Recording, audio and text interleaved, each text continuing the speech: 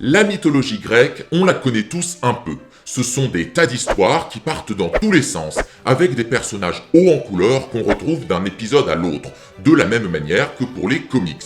Sauf qu'en plus d'être un peu plus vieux que les comics, on retrouve les dieux grecs dans tous les genres artistiques, et toujours représentés à peu près pareil. Chercher à les reconnaître devient alors une sorte de jeu de piste, et en plus d'être amusant, ça aide à comprendre la symbolique de l'œuvre, et on peut allègrement briller en société. C'est pour ça qu'on va ici faire un rapide tour de la mythologie grecque et de ses représentations dans l'art. Au début, on a deux entités primordiales, Ouranos, le ciel, et Gaïa, la terre. De leur union naissent de nombreuses créatures dont font partie les titans, et toutes sont enfermées par Ouranos dans les tréfonds de la terre. Usant d'une faucille, Cronos blesse son père et les libère tous. Devenu le roi du monde, il épouse sa sœur Rhea, la titanide de la fertilité et des briques de jus de fruits. Ce sont les parents des dieux majeurs de l'Olympe. Pour éviter que l'un d'eux ne lui vole sa place, Cronos les dévore les uns après les autres, jusqu'à ce que Zeus soit sauvé par sa mère et ne batte son père pour prendre sa place. Le règne des titans s'achève et celui des dieux de l'Olympe peut commencer. Zeus est donc le roi, mais c'est aussi le dieu du ciel.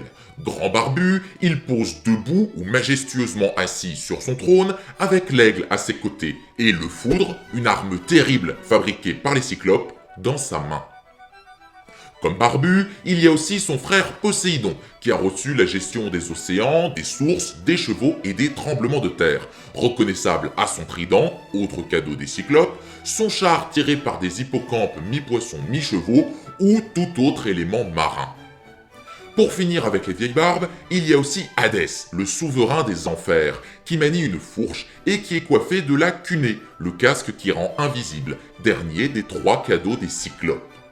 Il est le supérieur hiérarchique de Charon, le passeur des enfers, un vieillard courbé dirigeant une barque avec une perche, et de Cerbère, le terrible chien à 3 têtes. La femme de Zeus, c'est Héra, la garante du mariage, toujours majestueuse avec un diadème et un sceptre, et presque systématiquement accompagnée d'un paon. Déesse de l'agriculture, on a aussi Déméter, qui peut avoir une corne d'abondance ou une gerbe de blé, et dont l'enlèvement de la fille Perséphone par Hadès constitue l'origine des saisons. Dernier enfant de la fratrie, Hestia est la protectrice du foyer. Si elle est représentée, et elle l'est peu, c'est sévèrement et avec un voile et un feu sacré non loin d'elle. Aphrodite, quant à elle, est la déesse de la beauté féminine et de l'amour, toujours représentée comme une belle jeune femme, parfois avec une colombe et très souvent peu vêtue. Elle est mariée à Héphaïstos, le dieu boiteux et laid de la forge et du feu, portant marteau et enclume. Mais elle a un amant, Arès, le dieu violent de la guerre, un jeune homme athlétique, très souvent en armure. Pendant d'Arès, Athéna aussi est en armure, avec une lance et le bouclier Égide, mais la chouette et l'olivier non loin d'elle montrent qu'outre la guerre, la sagesse est aussi son domaine. Et puis il y a le bel Apollon, dieu des arts, du soleil et de la divination, qui a un arc, un char et une lyre. Il peut aussi avoir le caducée, vous savez, le bâton avec les serpents, mais on le retrouve plus souvent dans les mains d'Hermès, l'espiègle messager des dieux, patron des marchands et des voleurs, au casque et aux sandales muni d'ailes. Le caducée ne doit cependant pas être confondu avec le bâton d'Asclépios, le dieu de la médecine, qui lui n'a qu'un seul serpent. Sœur d'Apollon, on a Artémis, la déesse de la chasse et de la lune, qui elle aussi a l'arc et les flèches, en plus d'une biche et d'un croissant de lune.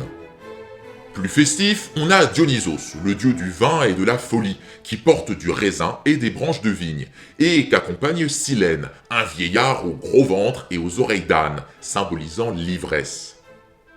Et voilà, on a fait le tour des 14 divinités majeures de l'Olympe.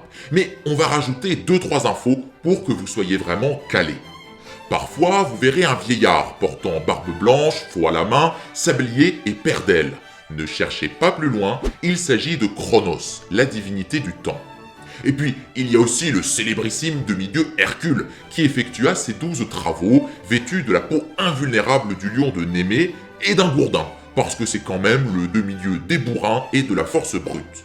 Il a aussi parfois avec lui les 3 pommes d'or qu'il a volées à Atlas, le titan qui soutient la voûte céleste, dans le jardin des Hespérides. Comme autre héros, si vous voyez un guerrier avec une tête de gorgone, c'est Persée qui tue Méduse, et s'il a un fil ou un minotaure, c'est Thésée. On va terminer par les figurants, avec les centaures, mi-hommes, mi-chevaux, dont le plus connu est Chiron le Sage, où il y a aussi les satyres, avec des attributs de chèvre et des oreilles de cheval, qui accompagnent Dionysos, ou Pan, le berger mi-homme, mi-bouc, qui joue de la flûte, Pégase, le cheval ailé, et enfin les putti. Ce sont des angelots très présents dans l'art italien de la Renaissance, des petits garçons nus et joufflus qui passent leur temps à s'amuser, à faire les 400 coups et à piquer les attributs des autres dieux. Sur ce, pour vous résumer tout ça et vous entraîner, je vous laisse avec quelques peintures qui contiennent l'essentiel. En bref.